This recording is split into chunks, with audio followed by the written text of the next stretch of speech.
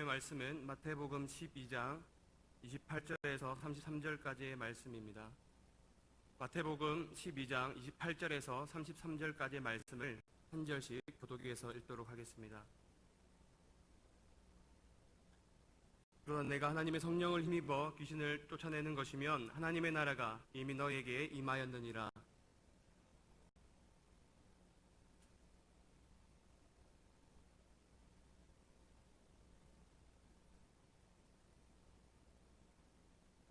나와 함께 아니하는 자는 나를 반대하는 자요, 나와 함께 모으지 아니하는 자는 해치는 자니라.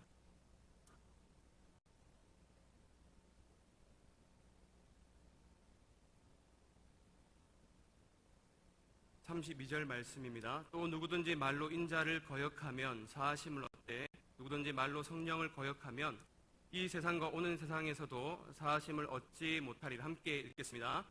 나무도 좋고 실과도 좋다 하든지 나무도 좋지 않고 실과도 좋지 않다 하든지 하라. 그 실과로 나무를 아느니라. 아멘. 하나님 감사합니다. 옆에 있는 분과 함께 인사하고 말씀 드렸으면 좋겠습니다. 오후에도 말씀 귀 기울여 들읍시다 한번 인사했으면 좋겠습니다. 옆에 분에게 말씀 잘 들읍시다 한번 인사했으면 좋겠습니다. 제가 잠깐 기도하고 말씀 듣도록 하겠습니다. 주님 감사합니다. 저희를 사랑하여 주셔서 오늘까지 호흡을 인도하여 주시고 이 시간 주님의 말씀 앞에 귀 기울여 설 수 있도록 인도하심에 감사를 드립니다. 주님 다른 어떤 생각들과 다른 것들이 저희의 마음과 생각을 방해하지 못하도록 도와주시고 이 시간 십자가의 거룩한 보혈로 덮어주셔서 말씀 가운데 주님의 음성을 들을 수 있도록 주님께서 함께 하시고 은혜를 베풀어 주시옵소서. 그렇게 일하실 줄 믿사옵고 예수님의 이름으로 기도합니다. 우주가 빅뱅에 의해서 발생하고 또 그 폭발에 의해서 우연히 환경에서 아미노산에 의해서 스파크가 생기므로 우주가 만들어졌다고 그렇게 이야기를 합니다. 단순히 우주는 차가운 그러한 물질에서 만들어지게 되어서 다시 차가워질 그러한 운명에 있는 것을 많은 과학자들이 이제 이야기를 하고 있습니다. 그러나 오늘 말씀을 통해서 함께 보기 원하는 것은 이러한 지구와 우주가 또 저와 여러분이 살아가고 있는 모든 그곳이 단순히 차가워지고 단순히 소멸될 곳이 아니라 주님의 사랑이 있고 그 사랑 때문에 용서를 받을 수 있는 그 모든 것들이 디자인되어 있고 진리가 있는 곳임을 오늘 말씀을 통해 함께 나누기를 소망합니다. 그러한 감사의 마음들이 오늘 저와 여러분 마음속에 있기를 간절히 축원합니다. 오늘 본문의 말씀은 예수님께서 11장에서 갈릴리에서 시작하시는 사역에 대한 출발로 시작하고 있습니다. 11장에서는 이제 갈릴리에서 예수님이 사역을 하실 때에 예수님을 반대하는 바리새인들이 와가지고 이제 예수님의 그 사역들을 방해하는 내용들이 이제 2장에 걸쳐서 잘 나오고 있습니다. 예수님은 안식일에 이제 밀밭 사이로 걸어가시게 되었습니다. 제자들은 그때 시장했고 그래서 그들은 길에 있는 밀 이삭을 따먹게 되었습니다. 예수님을 보고 있던 바리새인들은 잘 됐다는 그 눈빛과 함께 제자들이 그 이삭을 먹자 예수님께 나와서 2절에서 이렇게 말을 하고 있습니다. 바리새인들이 12장 2절에서 예수님께 이렇게 이야기를 했습니다. 당신의 제자들은 안식일에 왜 법을 지키지 않습니까? 라고 그렇게 이야기를 하고 있는 것입니다. 이 말에 대해서 예수님은 이제 안식일에 대한 의미가 무엇인지에 대해서 설명하시면서 이 오늘 성경의 이야기들을 이끌어가고 계십니다. 예수님은 그래서 먼저 구약의 다른 예를 드셨는데요. 사무엘상 21장에 나오는 사무엘이 이제 사울을 피해서 도망갈 때에 먹었던 진설병에 대해서 이야기를 하고 있습니다. 다윗이 이제 사울을 피해서 도망갈 때에 이제 배가 너무 고프니까 이제 제사장만 먹을 수 있는 그 진설병의 떡을 먹고 말았습니다. 그 떡을 먹게 되자 원래는 율법을 어긴 것이기 때문에 원래라면은 다윗은 하나님의 벌을 받아야 마땅한 그러한 상태에 있었습니다. 그런데 다윗은 벌을 받지 않았고 율법의 예외적인 조항으로 다윗은 이제 처벌받지 않았습니다. 그 이야기를 예수님이 바리새인들에게 먼저 던져주시면서 또 이야기를 하고 있습니다. 또 다른 이야기를 하고 계신데요. 안식일에 지었던 다른 죄들에 대해서, 다른 율법 조항에 대해서 있었던 것을 이야기를 하고 있습니다.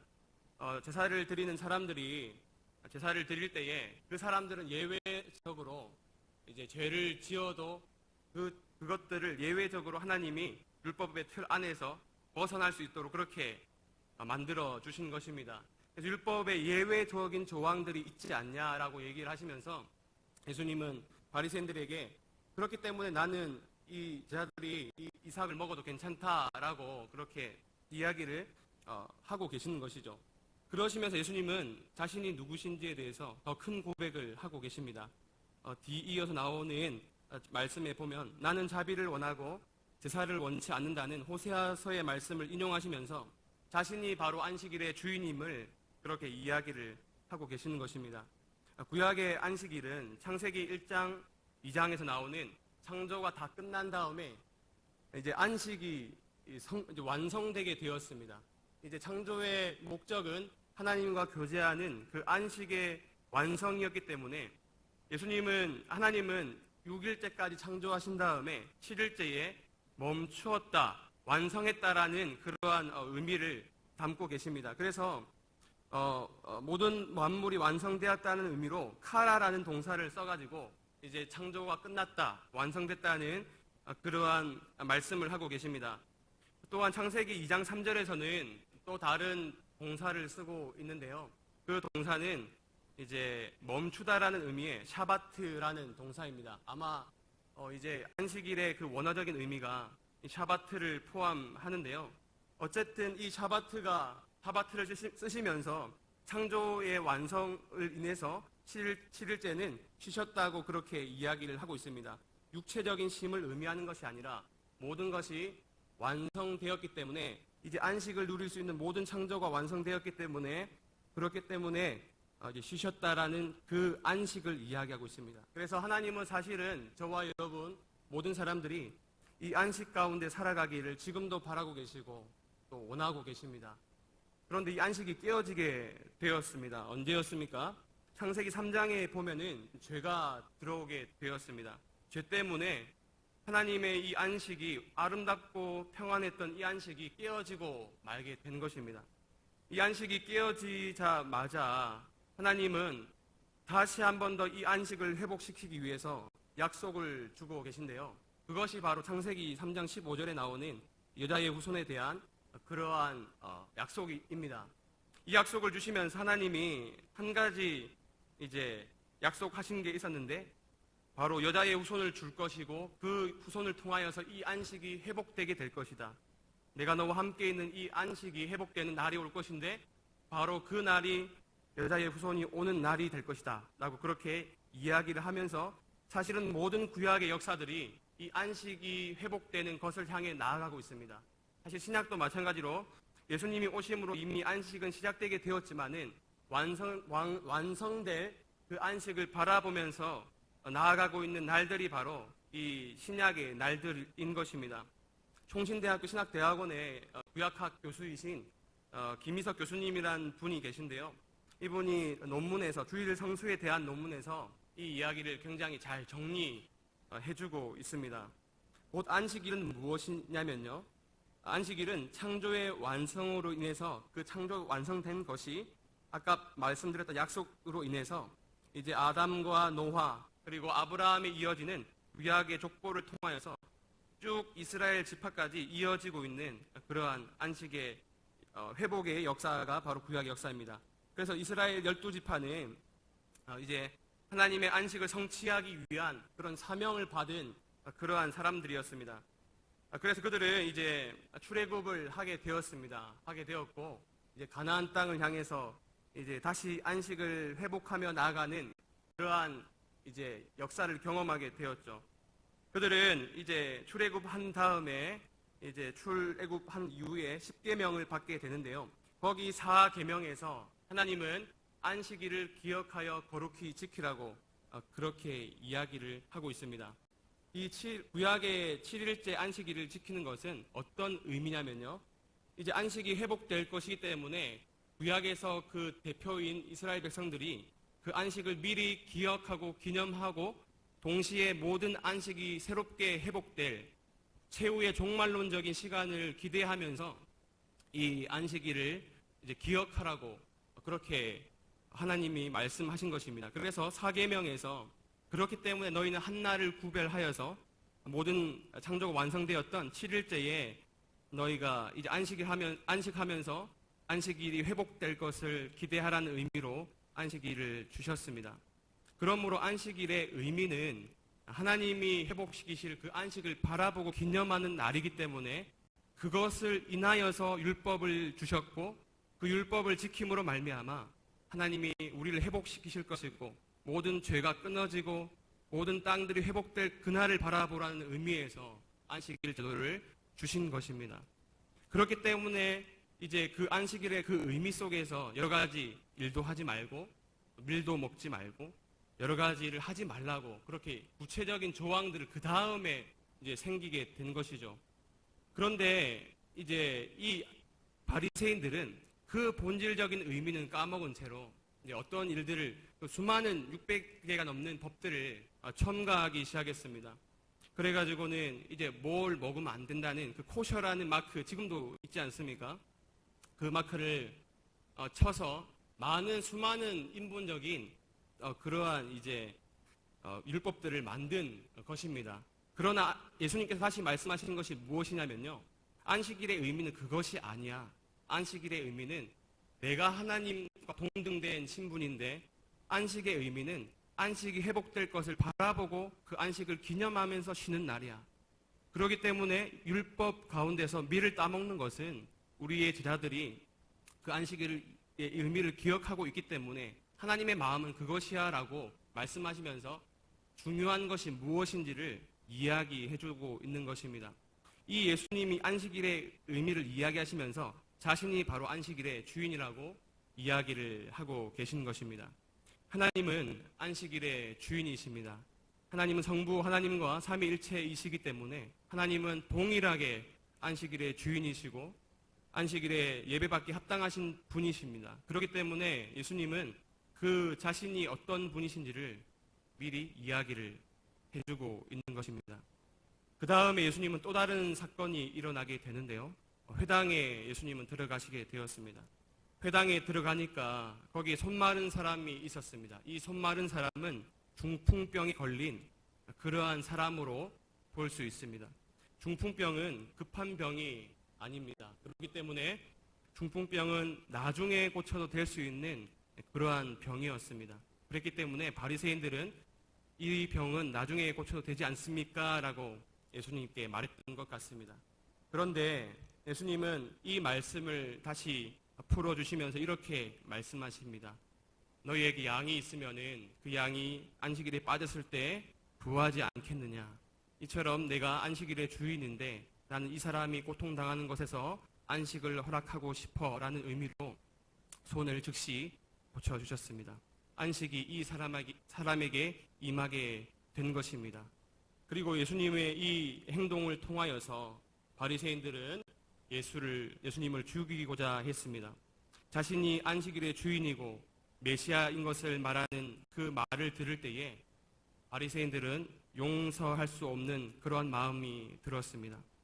예수님은 그곳을 떠나가시게 되었고 구약을 인용하시면서 자신이 이제 고난받는 종이기 때문에 나는 앞으로 상한 갈대와 같은 너희들을 부를 것이고 꺼져가는 등불 같은 연약한 사람들을 초청할 것이라고 그렇게 뒤이어서 설명을 하고 계신 것입니다. 뒤이어서 마지막으로 오늘 본문이 속해 있는 다른 이야기가 또 한번 이어집니다. 22절 이하에서 귀신 들린 한 사람이 이제 오게 되었습니다. 예수님은 그 사람이 오자 또다시 예수님은 그 귀신을 쫓아주셨습니다. 귀신 들러서 눈 멀고 말 못하는 그러한 사람을 예수님은 바로 고쳐주시게 된 것입니다. 이 이야기를 보자 바리새인들은 이렇게 이야기를 하였습니다. 아니 이 사람이 예수님이 귀신의 권세, 바알세불의 권세를 빌어서 귀신을 쫓고 있다는 그러한 이야기를 했습니다. 바알세불은 집 주인이란 뜻으로 바알 샤마임과 함께 악한 영들의 대장이라는 그러한 뜻입니다. 이제 이 바알세불을 섬기는 그러한 왕까지 있었는데요. 여하튼 이 바알세불은 악한 영들의 대장이었기 때문에 사탄을 의미하는 것으로 볼 수 있습니다. 바리새인들은 예수님이 사탄의 권위를 빌어서 귀신을 쫓는다고 그렇게 이야기를 하고 있는 것입니다. 누가 생각해도 이것은 말이 되지 않는 것입니다.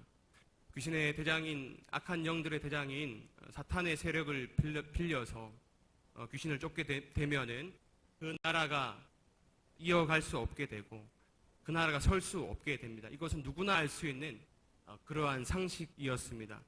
그런데 이러한 상식적인 이야기가 맞지 않음에도 불구하고 바리새인들은 예수님을 모함하기 위해서 이렇게 사탄의 권위를 빌어서 귀신을 쫓는다고 그렇게 하고 있는 것입니다. 바리새인들은 예수님이 자신의 하나님을 신성모독한다고 그렇게 느꼈습니다. 신성모독이라는 것은 하나님의 권위를 깎고 하나님이 아닌 것을 그렇게 말하는 것입니다.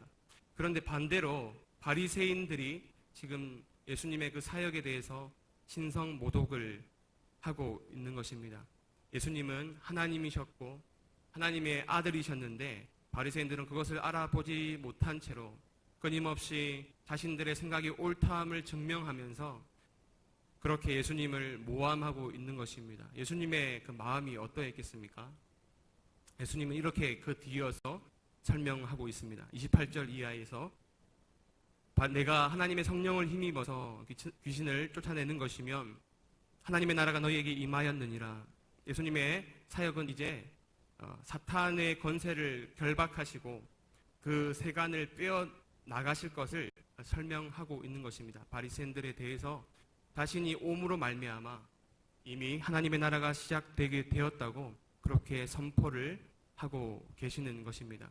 예수님이 옴으로 귀신이 쫓겨나게 되는 역사가 바로 하나님 나라의 상징적인 시작이었던 것입니다. 하나님은 예수님을 보내심으로 이 땅의 모든 결박들을 하나씩 풀어갈 수 있는, 저와 여러분의 모든 묶인 것들을 풀어갈 수 있는 그러한 권세를 예수님께 허락해 주셨습니다. 그렇기 때문에 예수님의 그 치유의 그 축사의 사역의 시작은 바로 하나님 나라의 임함이었던 것입니다. 바리새인들을 향하여 다시 한 번 더 30절에서 32절 말씀에서 이렇게 예수님은 이야기합니다. 다른 어떤 죄도 용서를 받을 수 있지만 성령을 모독하는 것은 사하심을 받을 수 없다는 그러한 말씀을 하고 계십니다. 누구든지 인자를 거역할 수 있습니다. 인자를 거역하는 것은 말로서 인자를 거역할 수 있는데 그것은 예수님이 누구신지 알지 못하기 때문에 그렇게 인자를 거역할 수 있습니다. 그런데 성령님께서 끊임없이 말씀함에도 불구하고 듣지 아니하고 귀를 닫은 채로 하나님의 말씀을 거부하는 것은 용서받을 수 없다는 의미로 이 말씀을 주고 계시는 것입니다. 그 성령을 모독한다는 것은 예수님께서 보이신 사역들을 무시하는 것이고 예수님의 사역에 그 성령으로 충만하신 사역들을 보았음에도 불구하고 그것들을 거부하는 것이 바로 성령을 모독하는 그러한 죄입니다. 지속적으로 무시하는 것은 사하심을 받을 수 없다고 그렇게 말씀을 하고 계시는 것입니다. 또한 아까도 설명했지만요, 인자를 거역하는 것 또한 아직 예수님이 누구신지 몰랐을 때는 그것이 사함을 받을 수 있지만 예수님이 누구신지 알매도 불구하고 그 이야기를 듣지 아니하고 귀를 막고 있는 것은 용서를 받을 수 없는 죄라고 설명하고 있습니다. 첫 번째로 이 말씀의 대상은 성령님의 말씀을 듣지 아니하고 복음을 듣지 아니하는 불신자들에 대한 말씀으로 예수님이 주셨습니다.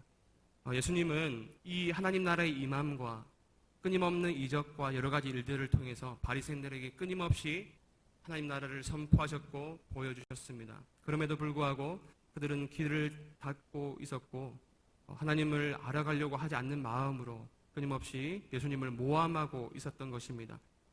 귀신 들린 사람이 눈이 멀고 귀가 먹었지만 오히려 눈 멀고 귀 먹은 사람은 그 사람이 아니라 바로 오늘 본문의 마태는 바로 이 바리새인들이라고 이야기를 하고 계시는 것입니다. 오늘 이 말씀이 저와 여러분에게 임하는 것이 아닌지 한번 돌아보았으면 좋겠습니다. 제가 이 말씀을 읽으면서 두려운 마음이 들었습니다. 그것은 제가 성령님의 말씀을 귀막고 있지는 않은가 하는 그러한 생각이 들었습니다.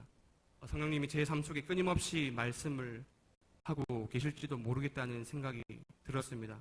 또한 행여나 성령님을 근심하게 하고 제 가운데 무지 가운데 있는 것은 아닌지 하는 그러한 두려움이 들게 되었습니다. 제가 주님을 떠났던 시간 동안 얼마나 이것들이 무서운 것인지를 보게 되었습니다. 그렇기 때문에 눈이 멀고 귀가 닫히는 그러한 상태보다 무서운 것은 분명히 없을 것이라는 생각이 들게 되었습니다. 그래서 주님께 이렇게 기도하는 마음이 들게 되었습니다. 주님, 제가 다른 어떤 것보다 제가 눈 멀고 귀 먹는 것은 다른 어떤 것을 경험하더라도 그것만은 안 해줬으면 좋겠습니다. 그렇게 되기 너무 싫습니다. 라는 그렇게 주님께 기도를 하고 고백을 하게 됩니다. 저와 여러분은 주님의 뜻대로 말씀을 듣고 살기로 하였습니다. 그러나 어느 순간부터 만약에 저와 여러분이 길을 돌리고 있다면 또 저의 뜻대로 또 저희 소욕대로 살려고 할 때는 그 기먹은 상태로 살아가고 있다면 그것보다 두려운 일이 무엇이 있겠습니까? 예수님께서 33절 이하에서 말씀에서 이렇게 이야기를 하고 계십니다. 심각한 상태에 있는 그러한 사람들의 특징이 나오고 있는데 바로 악한 마음을 품고 살고 있다는 것입니다. 이것은 예수님 첫 번째로 바리새인들에 대한 말씀이셨고 그렇기 때문에 그들의 마음은 악한 마음을 가지고 있다는 그렇게 예수님은 말씀을 하고 계시는 것입니다. 좋은 나무는 좋은 열매를 맺습니다. 좋은 나무는 튼튼하고 아주 과실을 아름다운 열매를 맺습니다. 그렇지만 반대로 속이 비어 있거나 영양분을 잘 공급받지 못하는 그러한 나무는 열매가 좋을 수가 당연히 없을 것입니다. 그것의 열매는 단순합니다. 예수님께서는 바리새인들을 향하여서 너희가 악한 말을 하고 상대를 비방하거나 상처 주는 모든 행동을 하고 있다면은 그것은 잘못된 것이야 라고 예수님은 말씀을 하고 계시는 것입니다. 눈 멀고 귀 먹은 사람들은 이러한 것을 말해도 바리새인들은 그 당시에 알지 못했습니다. 오늘 저와 여러분에게 혹시 성령님이 말씀하고 계시는데 그것을 듣지 못하고 있다면은 그것보다 제 자신에게 그것보다 두려운 일은 없다는 생각이 들었습니다. 자신의 말을 헤아리지 못하고 마음이 굳어 있는 것보다 더 위험한 상태는 없을 것이라는 생각이 듭니다. 이제 저와 여러분이 살아간 날이 있을 것입니다. 주님과 함께 동행하셨고 또 지금까지 아름다운 많은 날들을 주님과 기도로 동행해 오실 줄로 압니다. 그런데 저와 여러분이 이제 주님 앞에 서는 날이 가까울수록 혹시나 아직도 주님의 말씀을 사랑하는 것보다 주님의 말씀을 읽고 듣고 주님을 따라가는 것보다 아직도 저의 소욕을 다른 소욕을 따라가는 것이 있다면은 그것보다 경계해야 할 일은 없을 것입니다. 오늘 예수님은 이 말씀을 오랜 시간이 지나서 2000년이 지나서 저희에게도 동일하게 말씀하십니다. 예수님은 바리새인들을 미워하신 것이 아니었습니다. 오히려 큰 아들처럼 많은 것은 알지만 고집이 센 그런 아들처럼 마치 애타는 부모의 심정으로 바리새인들에게 끊임없이 이야기를 하고 계시는 것입니다. 예수님에게는 이 모든 사람들은 동일하게 사랑하는 대상이었던 것입니다. 그렇기 때문에 바리새인들이 돌아오길 원하는 마음으로 그 말씀을 주고 계시는 것입니다. 저에게는 목표가 있습니다. 그것은 무엇이냐면요. 굳은 마음이 안 되는 것입니다. 그것을 제가 수시로 될 때도 있고 그렇게 될 때마다 저는 그것이 너무나도 두렵습니다. 그것이 두려워서 그것이 신경이 쓰입니다. 그래서 마음이 굳을까봐 다른 것에 마음을 빼앗길까봐 마음이 두려울 때가 있습니다. 이 두려운 마음이 사라지는 것은 저에게는 죽은 것과 다름없다는 생각이 듭니다. 죽는 것이 낫지 또 주님을 배반하고 돌아가는 것은 그럴 일은 저는 없다고 생각하지만 그것보다 더 심각하고 두려운 것은 없다고 생각이 듭니다. 그래서 제게 목표는 굳은 마음이 안 되는 것이 저의 목표입니다. 저는 그래서 주님께 간청하고 있습니다. 제가 기가 굳지 않도록 또 주님보다 다른 것에 시선을 쏟지 않도록 그렇게 도와달라는 기도를 하고 있습니다. 행여나 어리석은 길로 또 저를 신뢰하면서 그렇게 다른 길로 갈까봐 저는 그것을 두려워하고 있습니다. 그래서 저는 주님을 신뢰하고 제 자신에 대해서 한계를 보았기 때문에 그것을 덜 믿지 못하게 되었습니다. 주님은 바리새인들을 바라보시면서 그들의 완고함에 엄한 꾸중을 하십니다. 이 엄한 꾸중은 미워하는 마음이 아까도 말씀드렸던 것처럼 아니었던 것 같습니다. 오히려 완고하고 굳어있는 마음을 내버려 두시지 아니하고 큰아들에게 너 그래도 말 들어야지 않겠냐고 하시는 말씀처럼 덮어두시지도 않으셨습니다. 주님의 뜻은 모든 사람들이 주님 앞에 돌이켜서 주님과 영원한 교제를 누리며 그 평안 가운데 사는 것이 그 주님의 높고 고귀하고 귀한 마음인 것입니다. 예수님은 오늘 저를 비롯해서 모든 성도님들이 주님 앞에 주님의 사랑을 누리면서 살기를 바라고 계십니다. 그 사랑보다 귀한 것은 없고 이제 저희 한계 있는 육체가 끝나게 되면 저희 영혼은 이제 주님과 연합을 통하여서 이미 시작된 그 천국이 완성될 그날을 향해서 바라보면서 나아가게 될 것입니다. 사람이 아무리 많은 것들을 가진다 할지라도 마음이 편하지 않고 영혼이 굳게 되면은 거기에는 평안이 없게 되는 것입니다. 주님의 그 엄중한 목소리로 저희를 사랑하시는 그 세밀한 음성이 저희 심령 속에 다시 들려오게 될 때에 그 심령을 깨뜨리는 그러한 은혜가 제게 또 우리 성도님들에게 있기를 예수님의 이름으로 축원합니다. 이미 하나님 나라는 시작되게 되었고 예수님을 신뢰하는 모든 사람들은 구원의 값을 누리게 되었습니다. 주님의 오래 참으시는 그 높고 고귀하고 깊은 사랑의 마음들을 저희가 깨달아서 문을 두드리실 때에 마음의 문을 열고 주님을 맞이하는 저와 여러분 되기를 예수님의 이름으로 축원합니다. 함께 우리 말씀을 놓고 기도하겠습니다. 오늘 예수님의 마음을 다시 한번 더 생각하면서 예수님은 오늘 저희를 향해서 이렇게 말씀하고 계십니다. 내가 너희를 사랑한다. 그리고 너희를 기다리고 있다. 내가 오랫동안 너를 문 앞에 서 있으면서 너가 문을 열어주기를 기다리고 있었다. 그리고 너와 함께 다시 그 생수를 먹고 떡과 잔을 먹으며 너와 교제하고 싶다는 그 예수님의 음성과 사랑이 저희에게 들려옵니다. 이 시간 기도하실 때에 주님보다 다른 것들 관심을 가졌다면 주님 더 다시 주님께 시선을 고정하겠습니다. 다시 주님만 따르기로 결심하겠습니다. 제 심령을 주님께 드리오니 천국 가는 주님 나라 가는 그날까지 주님과 더욱더 친밀한 교제를 누릴 수 있도록 주님 함께 하시고 제 안에 있는 모든 헛된 마음과 소욕을 버릴 수 있도록 주님 도와달라고 이 시간 함께 우리 말씀을 놓고 기도하고 제가 기도하겠습니다. 함께 기도하겠습니다. 주님 감사합니다. 아버지 이 시간 역사해 주셔서 주의 말씀 가운데 제 심령이 서기 원합니다. 다른 것들을 따라 살았던 지난 시간들을 주님께서 아시고 또 저희 모든 마음들을 아십니다. 주님의 음성을 사랑하는 것보다 주님을 따라간 것보다 세상의 시선과 성공을 사랑했던 저의 모습임을 주 앞에 회개합니다. 주님 앞에 설 수 없는 죄인임을 고백합니다. 주님 저의 무지한 죄를 불쌍히 여겨주시고 주님만 따라가며 주님을 경배하는 사람 될 수 있도록 도와주시옵소서. 주님 저를 높이는 헛된 마음들을 버리게 하시고 주님의 이름을 높이는 삶을 위하여서 저희 모두가 나아갈 수 있도록 도와주시고 주님 저희의 모든 심령에 주님 앞에 지었던 죄를 용서하여 주시옵시고 주님만을 온전히 높이며 살아가는 주님의 제자 될 수 있도록 주님 함께해 주시옵소서. 주 앞에 순복하기 원합니다. 주님 저희를 새롭게 하시고 저희 성령을 새롭게 해주시옵소서. 주님 감사합니다. 저희를 오늘도 사랑하여 주셔서 이 예배의 자리에 나와서 말씀 들을 수 있도록 인도하시니 감사를 드립니다.